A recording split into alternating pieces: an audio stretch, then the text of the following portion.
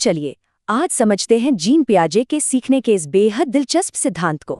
कभी सोचा ऐसा क्यों होता है? असल में ये मनोविज्ञान का एक बहुत बड़ा कॉन्सेप्ट है। इसकी वजह है स्कीमा। आसान भाषा में कहें तो हमारे दिमाग में बने सोचने के बक्से। जैसे एक बच्चे के लिए कुत्ते का मतलब है 4 पैर, फर, पूंछ और भौंकना।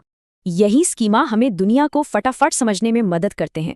तो जब कोई नई चीज दिखती है तो सबसे पहले होता है आत्मसातीकरण यानी एसिमिलेशन।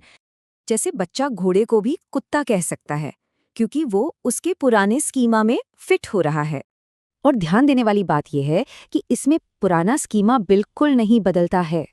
इसे ऐसे याद रखें, एसिमिलेशन मतलब जानकारी ऑलरेडी बने हुए बक्से में गई। लेकिन अगर नई जानकारी फिट न हो तो तब होता है समायोजन यानी अकोमोडेशन। अब बच्चा बिल्ली को देखता है, वो तो म्याऊ करती है, ये कुत्ते वाले बक्से में फिट नहीं होती। इस कंफ्यूजन से दिमाग या तो पुराना स्कीमा बदलता है या फिर एक नया ही बना लेता है। तो अकोमोडेशन में स्कीमा बदल जाता है और यहीं से असली गहरी लर्निंग होती है।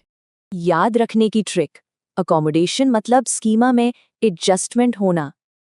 तो ये पूरा सीखने का इंजन चलता कैसे है, चलिए देखते हैं। मतलब जब तक कंफ्यूजन या असंतुलन नहीं होगा तब तक असली लर्निंग नहीं होगी। चलिए अब एग्जाम के लिए इन दोनों का अंतर फटाफट देख लेते हैं।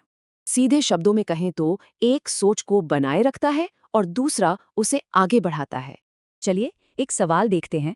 बच्चा ज़ेब्रा को घोड़ा कहता है, ये क्या है? सही जवाब है बी, आत्मसातीकरण, क्योंकि ज़ेब्रा घोड़े वाले पुराने स्कीमा में ही फिट हो गया। चलिए 5 पॉइंट्स में फटाफट सब कुछ रिवाइज कर लेते हैं। तो आत्मसातीकरण से स्थिरता मिलती है और समायोजन से होता है विकास। सोचने वाली बात यह है कि यही संतुलन हमारी पूरी जिंदगी के सीखने का आधार कैसे बनता है।